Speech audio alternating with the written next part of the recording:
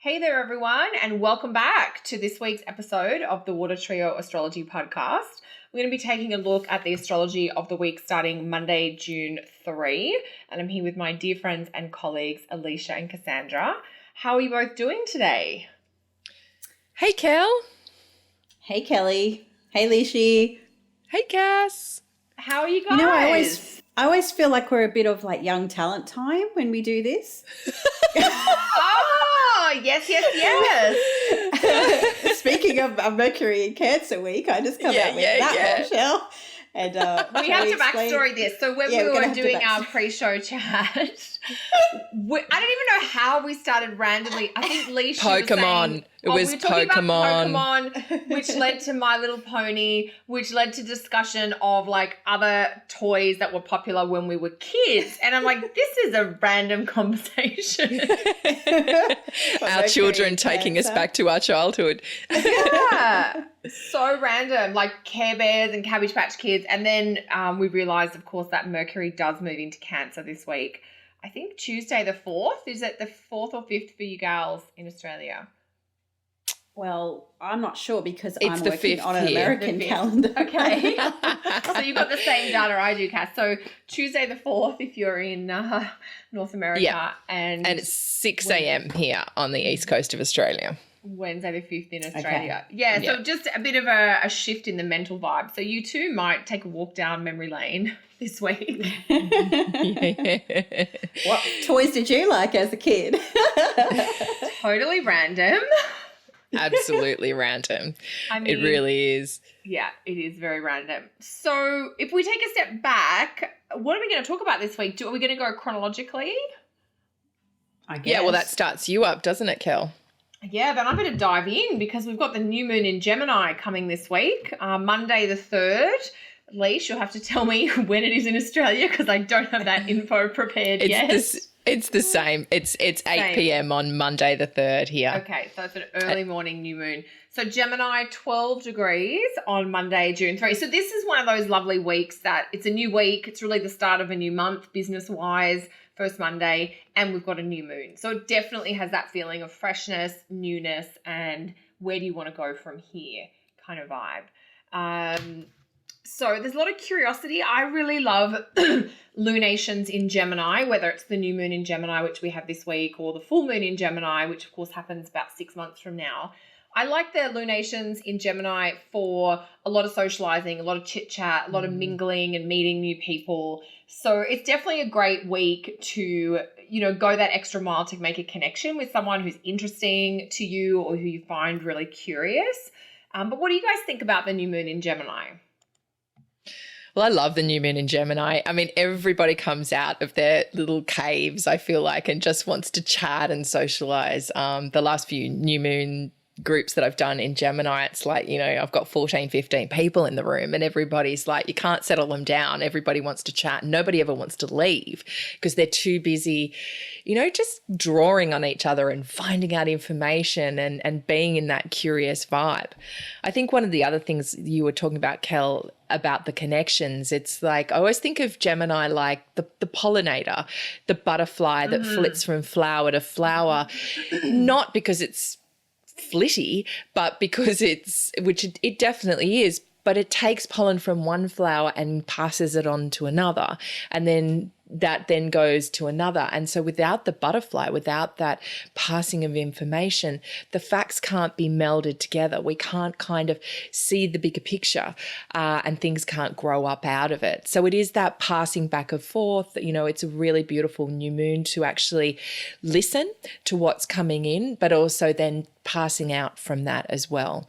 I remember when I went to, this is a weird story, but when I was at John of God years ago in Brazil, it's kind of one of those spiritual places where you had the synchronicity. So I'd sit at breakfast at a table with one group of people and they'd tell me something.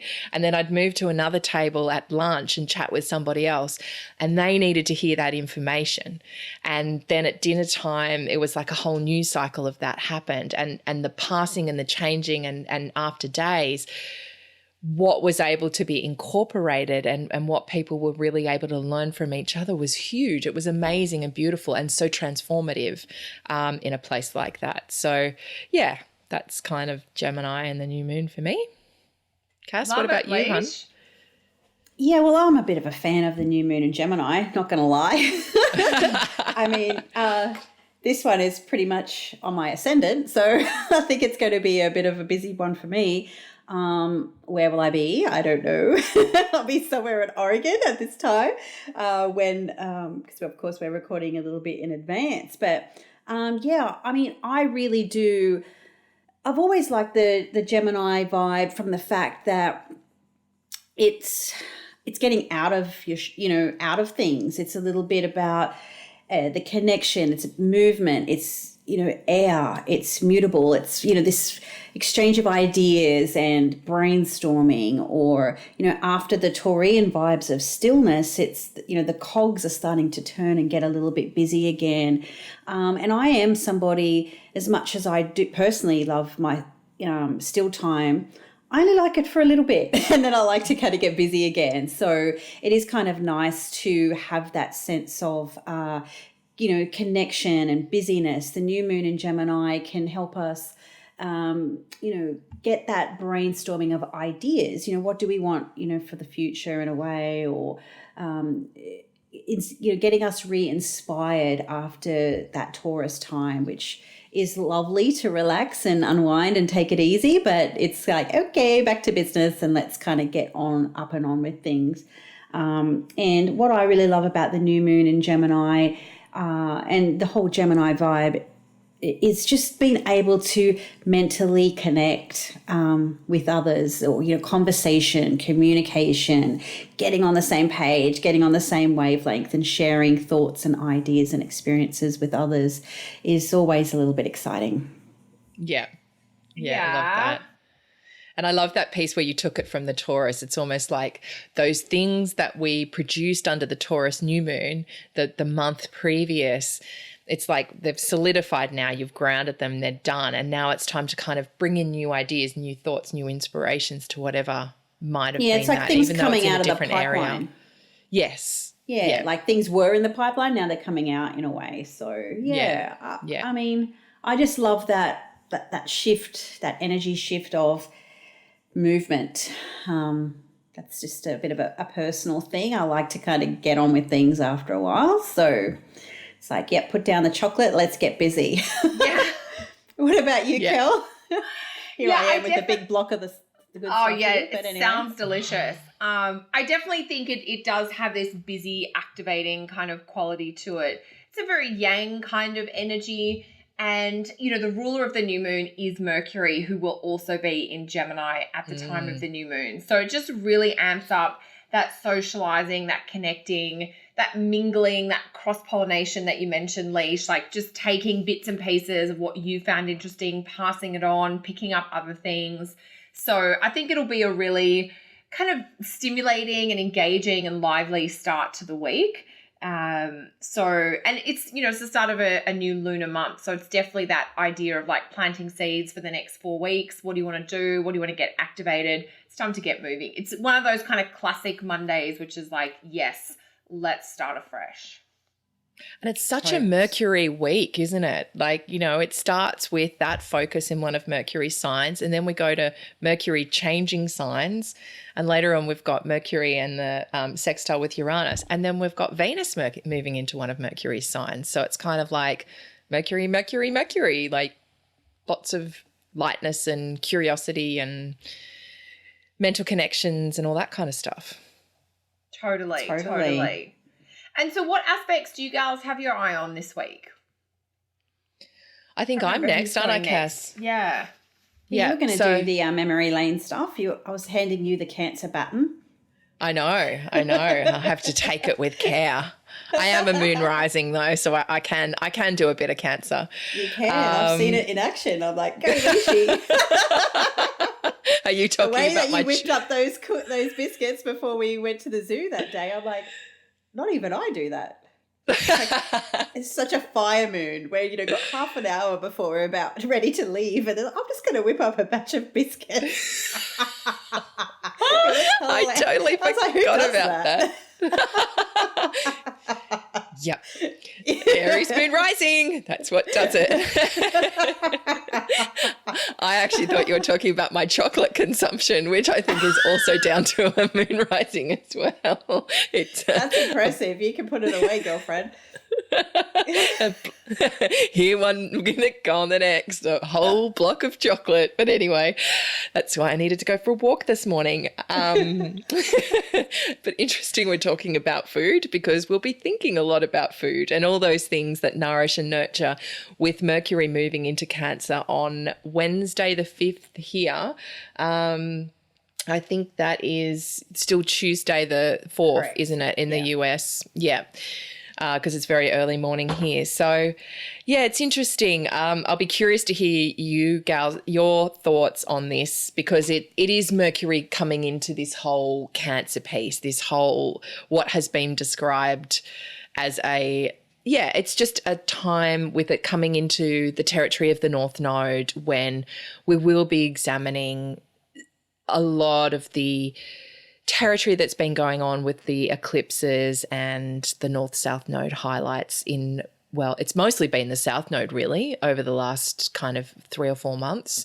But before going down into that territory, that trip down memory lane and looking at how we can, what is informing us from the past that can help our future decisions, but not getting stuck in the past. You know what I mean? It's like being able to, like you said, Cass, what cuts of the meat are we going to feed into the grinder? And perhaps allowing our past experience to inform that, but not dictate it, and really allowing, to be with the new, to be with the fresh, to be with the future, the North Node, but leaving the past in the past, but not forgetting about the past. I don't know, it's funny, as a Scorpio, I really align with that whole I can forgive but not forget. And I think that's the most cliche Scorpio statement ever. Yeah, and right? I absolutely can. Yeah, but it's like once someone's hurt me, I can definitely let them back in, but there's a certain layer where they stay at, and that's it. And I feel like this is potentially it too. But yeah, I mean, there's so much here about thinking about how we can grow things and nurturing things, and I think we've talked in a previous episode about the protective layers of Cancer and the ability to be able to say no, and in our thoughts as well. But I don't know, I'm just in a Mercury babble, which I'm not really used to, not being that mutable. So I'll let you girls fill this out a little bit more. I mean, what are your thoughts on this, Cass? Yeah, Mercury in Cancer. I mean, it's chatty Mercury in mute Cancer, and so it is kind of about thinking about our feelings. They may not always be the most communicative. They may not always be the most clear. I mean, and we've had a little bit of, personal chat between us about some of the, more negative qualities of Cancer. And that can be a little bit of defensiveness, or potentially like, I've got feelings, but, don't dare talk to me about them, and don't, going into that denial space. And as a Cancer, I can kind of own that. I'm not totally immune to it sometimes. And, it's that space where trying to, feel our feelings and describe them. And I don't have Mercury in Cancer, but, I know at times whether it's physical pain, where, having a baby, or, when I'm dealing with emotional pain, trying to articulate that feeling for me personally, is one of the most challenging things. And I think that is a Cancer thing, is trying to put to words the feelings. And that's tricky for, some people can do it really well and just hit the nail on the head. I'm like, oh yeah, that's it. But Mercury in Cancer, in of itself, it's very hard to do that. And so, this is, we've got Mars will be in Cancer. We've got the North Node there. So it is kind of like this push or irritation, perhaps, that this is a thing that giving voice to our feelings is something we may need to kind of work with at the moment, even if it is hard, even if it does push us into territory that, you know, maybe a little bit put us on the back foot initially, but definitely is kind of worth it, I think.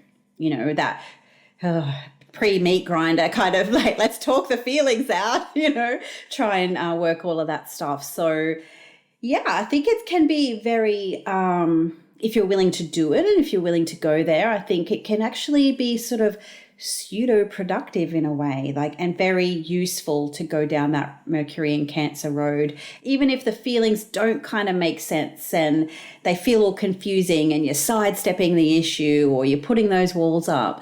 I mean, sometimes you have to go through that process before you can, you know, reveal the underlayers, which Cancer is famous for.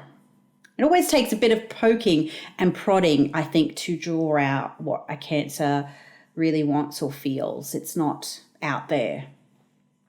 No, it's very private. I mean, Cancer is such a protective sign. It's so sensitive that Mercury in Cancer is being asked to try and decipher these kind of moody sensitivities. And that's, you know, the way that we all think is going to shift for this 3 weeks, because it's about 3 weeks that Mercury moves through Cancer.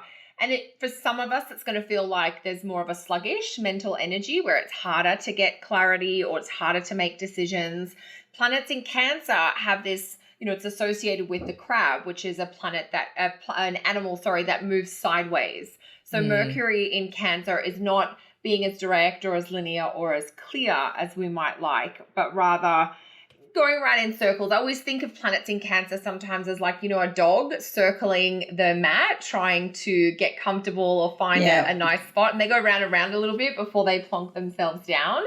And I think sometimes planets in Cancer do that as well. Like they're aware of the sensitivity. You know, they don't want to go straight to the point. It's hard to articulate. And so they circle. It's like, you know, they're just going round and round a bit. But if you just wait and you go back and forward and do that lovely reflective listening, you can get to the, you know, the dog sitting down, which is the light bulb moment, basically. Finding that exact spot of comfort. Yeah, exactly. We can offer them something to eat that will help draw out the feelings.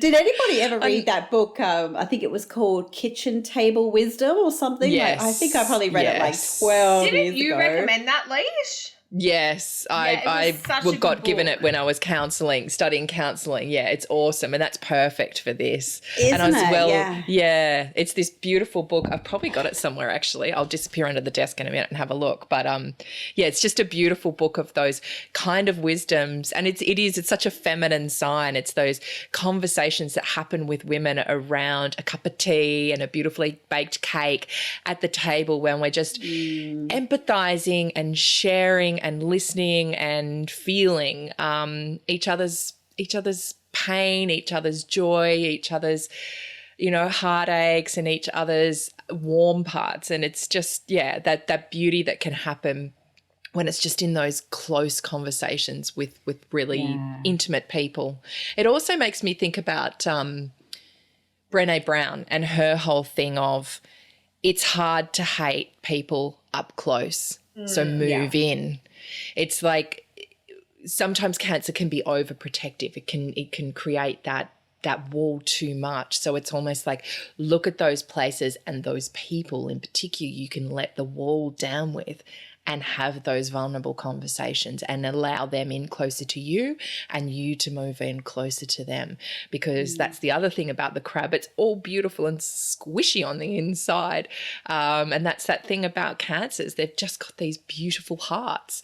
And so sharing of that place and being intimate with others from that place really can bring a whole new connection, you know, which is what Gemini wants to do. Yeah, I remember years ago having, like this discussion that just felt like it lasted for hours with an ex. And I can't even remember, like we just went in on so many tangents and things like that. And then he said something at the end to me about, you know, why did we have to do this massive circle around just to get to this point? And it's like, have you ever eaten a crab? You know how hard you got to work to get to that good stuff and how little of it you get? It, you know. And then I just left it at that because he wasn't really into astrology, but he loved his seafood. So, so I was like, that's how hard you got to work if you want to get into the center. So it's true. But there's real joy, there's real sweetness when you do the hard work. Yeah. And, nothing keeps a Cancer happy, like as we were talking about, and having, people at my kitchen table, me, feeding them and making them cups of tea is just joy for me, and the conversations that come out of that. So Mercury in Cancer does have all that. If you, take that time a little bit, make the effort, the reward is there in terms of connection and getting that communication happening. Absolutely. For sure. Yeah, and I guess being someone who was just recently fed at your table, it is that, the comfort that a Cancer can bring. Just really, there's a flow and an ease of like when you feel comfortable, you open up. Do you know what I mean? That's the kind of thing. It's going in slowly and circling around. But yeah. Sorry, Kel, I cut you off. That's okay. No, I can't even remember. It can't have been important. So where to next, gals? I think it's Mercury, Uranus, or we're talking about Venus and Gemini now. Yeah, well, we've got, Mercury changing signs and Venus changes signs. So according to my calendar, which I've formulated for the US dates while I'm in the US, that happens on Saturday the 8th. Is that the same for us in Australia, Alicia? No, it's actually 11 a.m. on Sunday the 9th. Okay, sorry. Yeah, the other way.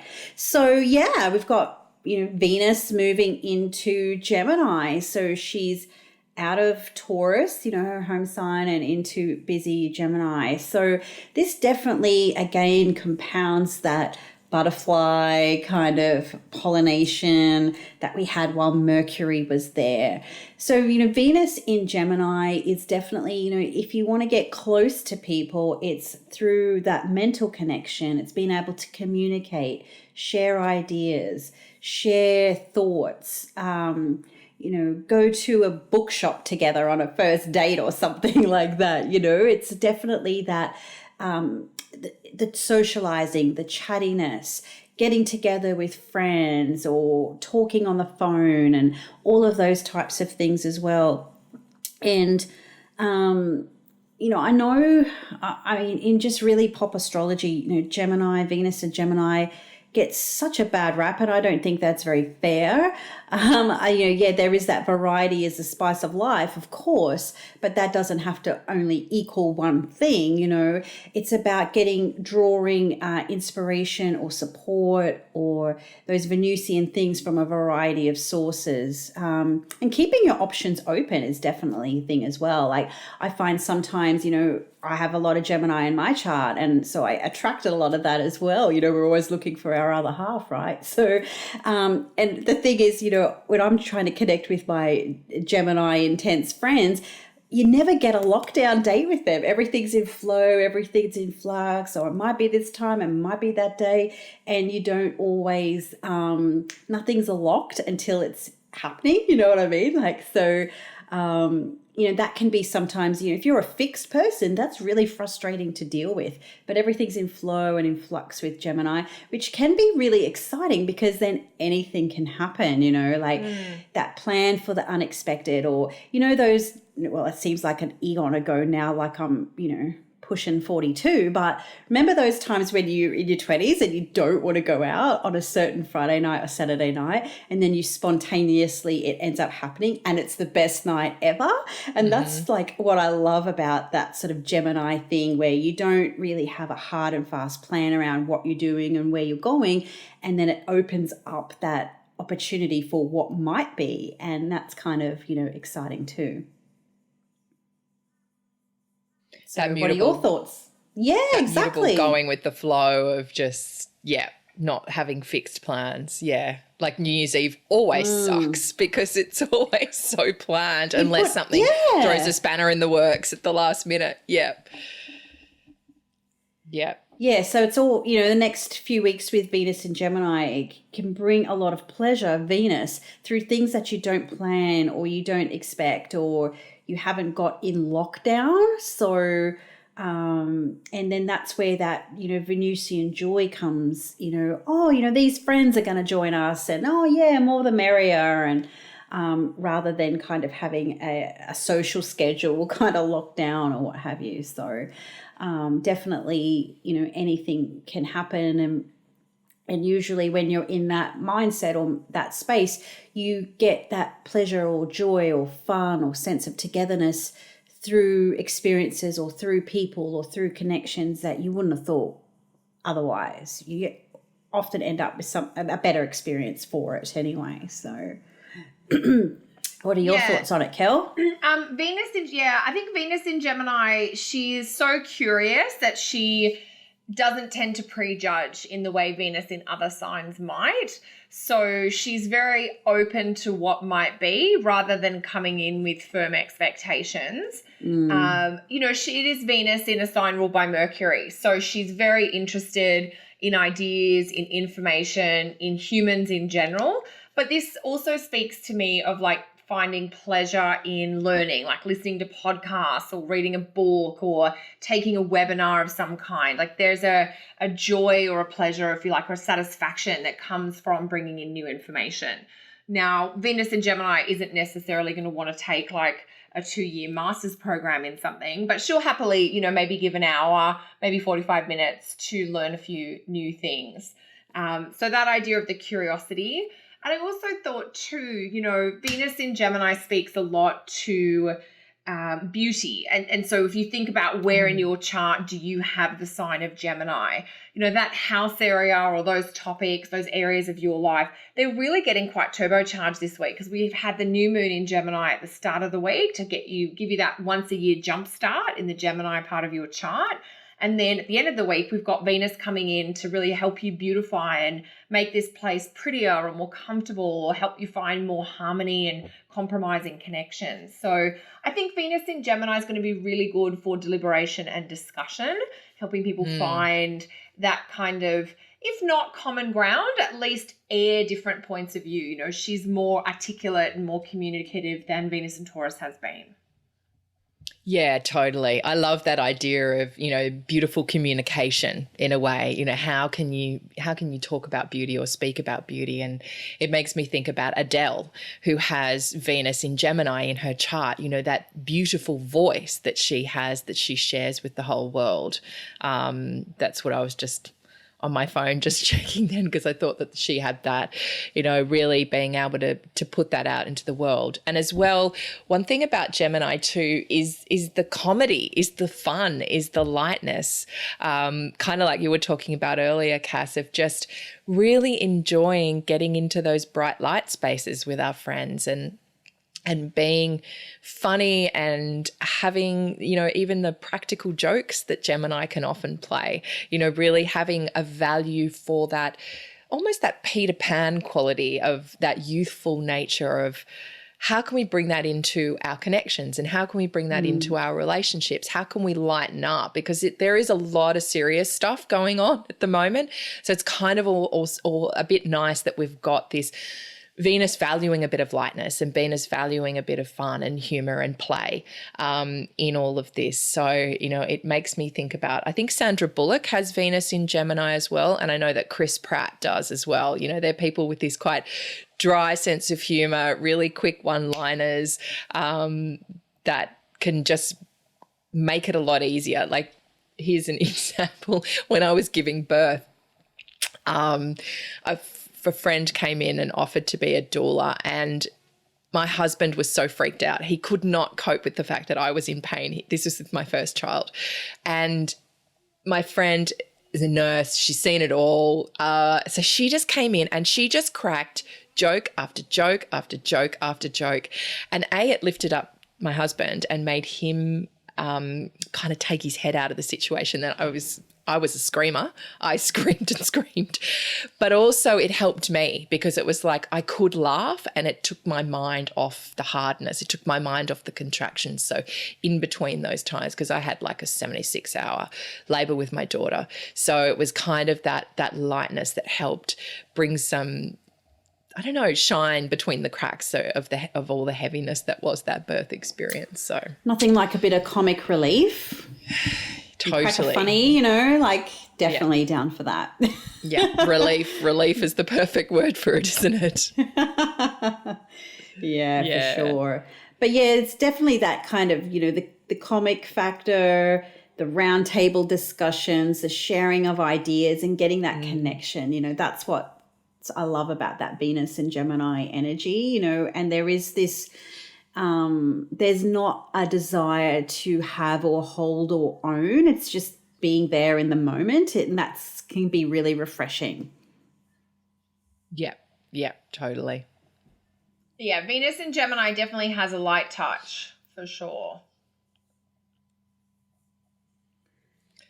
Cool. Yeah. So what's the next thing? What else are we talking about? Well, we this might week? be It's a very towards the end of the quiet week. I think we've chatted about everything we wanted to touch on. Is there anything else you guys want to add? What have you guys got going on? Well, I'm somewhere in the Northwest right now doing a very Geminian thing where I have really no plans and no anything going on. So I'll probably be somewhere between Ashland and Seattle. I have no idea. So Nice. just, you know, randoming it around town. Love it. You'll be Making on all the the Gemini connections. trail. Yeah. What about you, Kel? I will be getting ready for my next online class, which is on an introduction to traditional astrology. So it's a 3-part class that starts next week, Monday, June 10th. And it basically introduces students to some of the main concepts in traditional astrology, things like whole sign houses, planetary condition, the idea of sect, you know, the difference between day and night charts. So if you've been studying astrology for a little while and you've been hearing a little bit about this traditional astrology thing and you need more info, then this class is designed to answer some of those questions and basically give you a chance to learn the basic techniques of traditional astrology and then have a go at interpreting your chart from that perspective. What's different? What's the same? What makes more sense? That type of thing. So yeah, I'll be getting ready for that. What about you, Leash? What do you have on this week? That sounds awesome, Kel. I'm still doing my Foundations of Astrology course, so I think we'll be up to week 6 by then, and that will be the last week of my 50% off consults. So if anyone is on the if anyone hasn't booked in yet for that, then please head over to my website and book yourself in. It's a great deal. And nothing else much really. I guess I'll just be doing consults, and I've got my new moon group. No, not that week. Yeah, I think it'll be the week before. So I don't really know. Occupational hazards. What You can tell I haven't phase locked are it we in yet, so I've got to work it out. But yes, it will be happening. So keep an eye out for details for that on Leisha's website. And I think that's it from us this week, gals. And we'll see everyone next week. Yep. Great. Thanks, Have everyone. a good week. Thanks, gals. Talk to you soon. Bye, Kel. Bye, Bye. Cass. Bye. Bye.